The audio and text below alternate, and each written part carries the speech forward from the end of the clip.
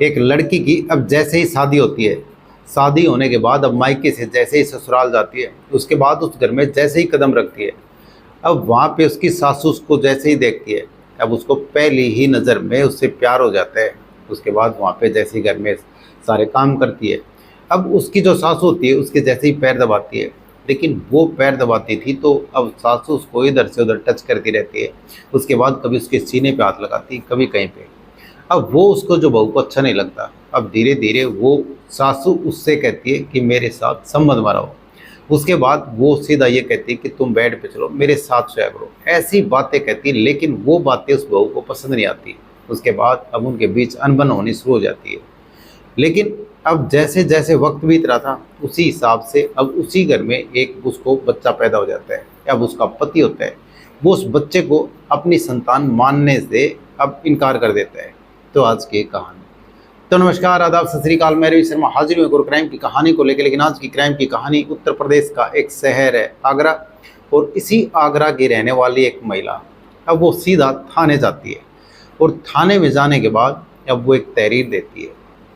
उसके बाद पुलिस के सामने सारी आप बीती बताती है, और जैसे ही आप बीती बताती है तो पुलिस वालों के तरह पैरों तले से भी ज़मीन खिसक जाती है। आखिर ऐसे कोई कैसे कर सकता है। उसके बाद जैसे जैसे वो बात बता रही थी, वो पुलिस वाले अब उसको बड़ी ध्यान से सुन रहे थे, और वो तहरीर देती है।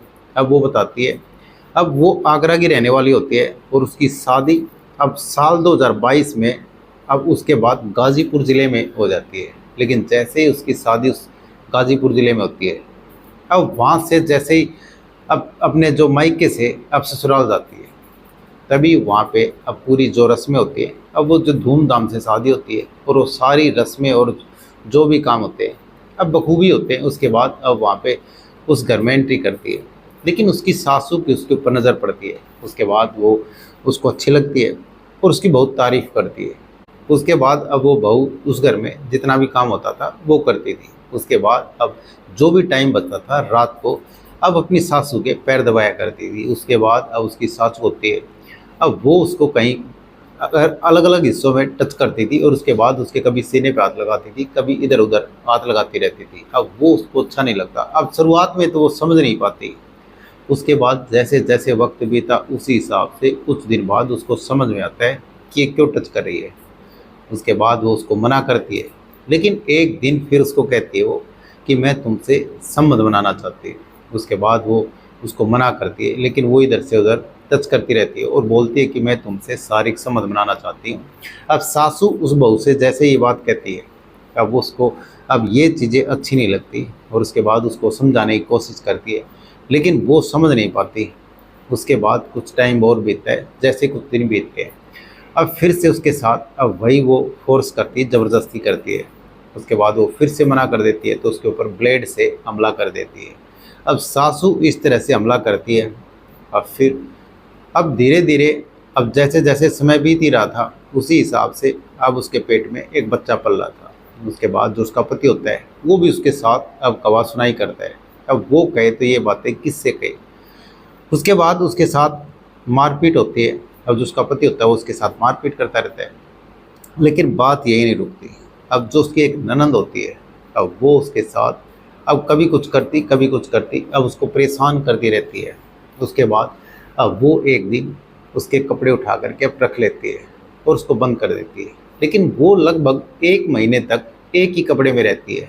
उसके बाद अब फिर ये यातनाएं दी जाती हैं, लेकिन वो उसके जो उसकी सासू होती है उसके साथ अब वो फिजिकल रिलेशन नहीं बनाती। अब उसकी सज़ा उसको मिलती रहती है।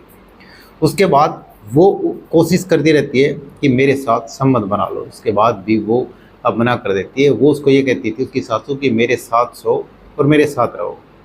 उसके बाद वो बिल्कुल साफ मना कर देती है। लेकिन जैसे जैसे वक्त बीत रहा था, लगभग 1 साल के लगभग जैसे ही पूरा होने को आता है, अब उसी दौरान उसके एक लड़का पैदा हो जाता है। लेकिन जैसे उसके एक लड़का होता है, अब वो लड़का अब उसके जो पति है वो उसको अपनी संतान मानने से इनकार कर देते हैं। वो कहते हैं ये बच्चा मेरी संतान ही है। उसके बाद उसको बहुत बुरा लगता है, और उसके साथ अब मारपीट होती रहती है। आए दिन कुछ न कुछ नया बखेड़ा होता रहता है। अब उसके बाद ये अत्याचार वो सहती रहती है। उसके बाद एक दिन उस महिला को मार पीट करके घर से निकाल देते हैं। लेकिन जैसे ही घर से निकालते हैं, अब फिर जो आस पड़ोस के लोग होते हैं वो उनको समझाते हैं। समझाने के बाद अब वो कहते हैं कि तुम इसको घर पे ही रखो। उसके बाद उसके घर पे रखते हैं, लेकिन अब पड़ोसियों की बात मान करके उसको घर पे रख लेते हैं। अब फिर कुछ दिन बाद अब जो महिला होता है उसका पिता आता है घर पे मिलने के लिए, और जैसे ही मिलने के लिए उसका पिता आता है अब वो अब उसके सामने अब ये कहती है कि मैं आपके साथ चलूँगी। और उसके बाद उसके पिता अब उस लड़की को अपने साथ लेके जाते हैं, लेकिन जैसे ही साथ लेके जाते हैं तो सारी आप बीती बताते हैं। अब वो लड़की अपने ऊपर जो अत्याचार होते हैं वो आप बीती बताते हैं। उसके बाद अब वहाँ पे रह करके अब फिर सीधा पुलिस स्टेशन जाते हैं, और पुलिस स्टेशन में अब पुलिस को लिखित शिकायत देते हैं और सारी आप बीती बताते हैं। उसके बाद जैसे ही पुलिस के सामने सारी आप बीती बताते हैं, पुलिस के पैरों तले ज़मीन खिसक जाती है, पुलिस के होश फाख्ता हो जाते हैं, आखिर ऐसे कोई कैसे कर सकता है। लेकिन जिस तरह से अब उस महिला के साथ जो भी हुआ बहुत ही गलत हुआ। अभी फ़िलहाल पुलिस मामला दर्ज करके अब इस मामले की जांच कर रही है, आखिर सच्चाई क्या है। अभी ये जो महिला है ये सच बोली है या फिर इसके ससुराल वाले सच्चे हैं, आखिर क्या है सच वो तो बाद में ही सामने आएगा। लेकिन जो भी हुआ बहुत गलत हुआ। लेकिन ये कहानी सुनाने का मतलब किसी का दिल दुखाना नहीं, ये किसी की भावनाओं को ठेस पहुंचाना नहीं। ये कहानी सुनाने का मतलब आप सतर्क रहें, सावधान रहें। तो कैसी लगी आज ये कहानी कमेंट सेक्शन में ज़रूर बताएं। वीडियो को लाइक कर दें, चैनल को सब्सक्राइब कर दें, बेल आइकन को प्रेस कर दें ताकि हर वीडियो का नोटिफिकेशन मिलता रहे। जय हिंद, जय भारत।